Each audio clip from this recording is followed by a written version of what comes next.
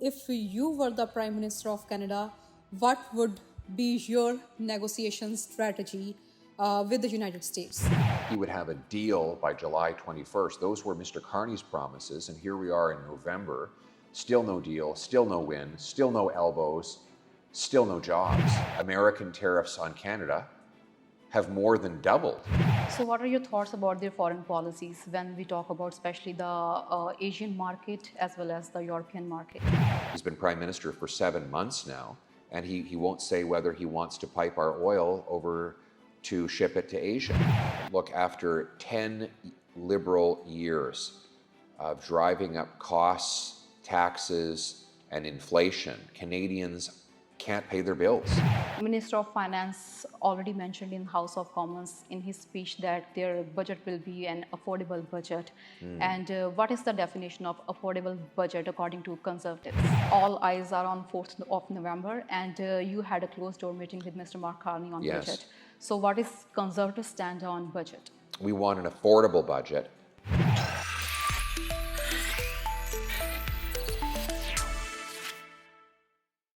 The advertising campaign. These days, there's a growing trend of using ads to communicate messages to the public, whether it's Premier Ford's tariff ad or your recently released one, which is in which you say that Prime Minister Mark Carney has failed in negotiations. I would like to ask you, if you were the Prime Minister of Canada, what would be your negotiation strategy with the United States? Well, first of all, keep promises. Remember, Mr. Carney promised he would negotiate a win with President Trump, that he would have a deal by July 21st. Those were Mr. Carney's promises, and here we are in November. Still no deal, still no win, still no elbows, still no jobs. In fact, since Mr. Carney took office, promising that he was the master negotiator, what has he negotiated? American tariffs on Canada have more than doubled. Then he went off to Britain, had big fancy meetings. Well, the British are now blocking our beef. He went to met with the Chinese, and what did that deliver? More tariffs on Canadian farmers and fish harvesters. He met with Modi, and what did we get for that? Indian tariffs on Canadian peas. So everywhere Mark Carney goes and holds meetings, we end up with more tariffs on Canada. It would be better if he just hid under a rock than he's getting for all of these grand meetings that we're seeing. What we need is a Prime Minister who will put Canada first and who will make our economy strong, self-reliant, and sovereign so that we negotiate from a position of strength. If I had been Prime Minister, I would have immediately green-lighted a pipeline to the Pacific, plus liquefied natural gas plants along both of our coasts so that we could ship our biggest export, which is by far our biggest export, oil and gas, to Europe and Asia. And that would signal immediately to the Americans that we have options, that we are not going to, we don't have to bow before anyone because we have a world of energy markets that will buy from us. Secondly, I would get rid of capital gains tax on anyone who reinvests their proceeds here in Canada to bring back that $500 billion of investment the Liberals have driven to the US. Again, that would give us a position of strength so that when we sit down with President Trump, we can say to him, look, we're in a strong, self-reliant economy. We'd rather trade with you. We want two-way trade and security cooperation, but we do have our own leverage.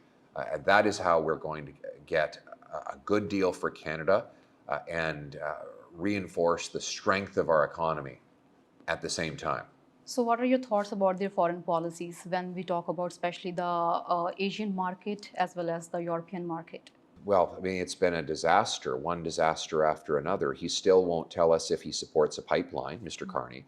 He's been Prime Minister for 7 months now, and he won't say whether he wants to pipe our oil over to ship it to Asia. He keeps in place all of the anti-development laws that Liberals brought in over the last 10 years, which are preventing us from reaching foreign markets with our resources. What we need right now is to get the federal government out of the way so that miners can dig mines, builders can build LNG plants, pipelines can go in, ports can expand, and we can get other markets for our goods than the US. That is how we bring home more powerful paychecks and production to our people and restart our currently fast shrinking economy. Let's move to the budget session. Yes. All eyes are on 4th of November, and you had a closed door meeting with Mr. Mark Carney on Yes. budget. So, what is Conservative stand on budget? We want an affordable budget for an affordable Canada. Look, after 10 Liberal years of driving up costs, taxes, and inflation, Canadians can't pay their bills. We have mothers who get up to the checkout, and as they're paying, they realize they've gone over their budget and they have to put things back. The other day, a story came out of a woman who works at a grocery store, but she can't afford to shop at the grocery store.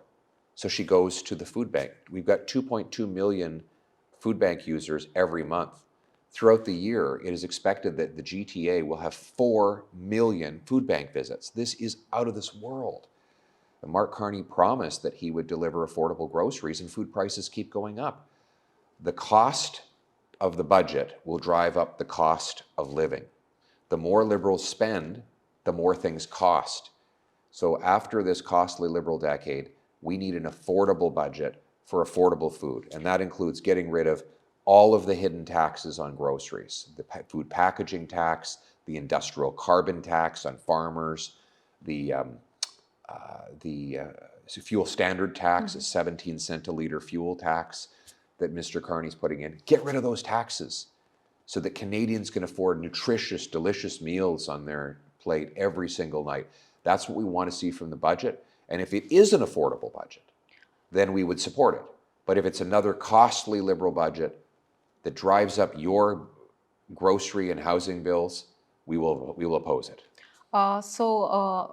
Minister of Finance already mentioned in House of Commons in his speech that their budget will be an affordable budget. And what is the definition of affordable budget according to Conservatives?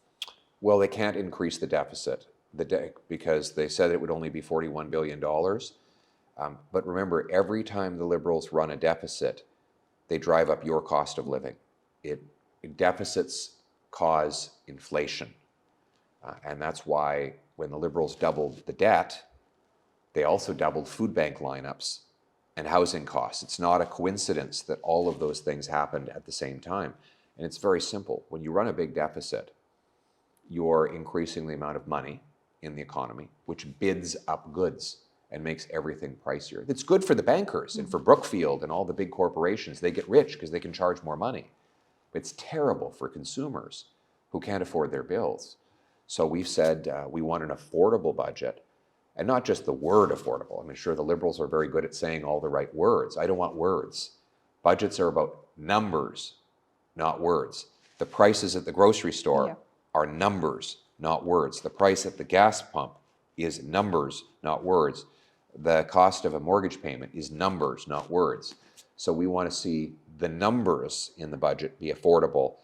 And if it is an affordable budget, we'll support it. But if it's a costly budget, we'll oppose it.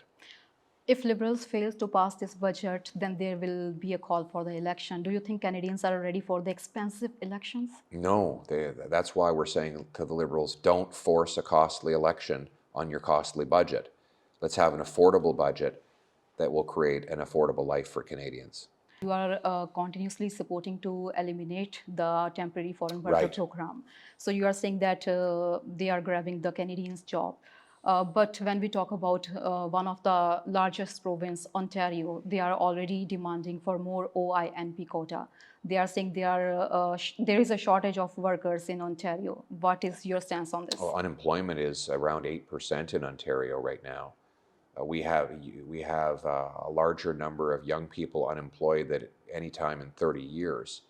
So youth should get those jobs. We have young people in Brampton and Scarborough, Mississauga, who are dropping their resume off at 20, 30, 40 locations, and no one's calling them back. Meanwhile, multinational corporations are bringing in low-wage temporary foreign workers from poor countries whom they can abuse and pay less money, and that's why they want them. Now, Mark Carney says that corporate lobbyists want more temporary foreign workers. Of course they do. Of course they do. They can pay them less. And that brings more profits to the corporate bigwigs like him, but it doesn't bring paychecks to our young. How are our young people going to save up for schooling or eventual down payments if they can't get jobs? We want Canadian jobs to go to Canadian workers first.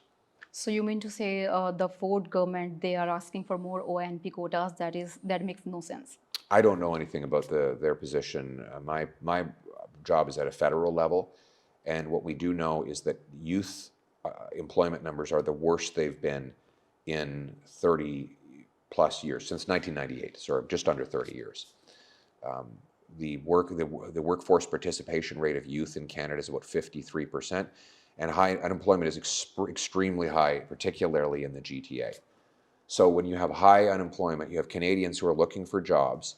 It does not make sense to bring in low-wage temporary foreign workers to fill those jobs.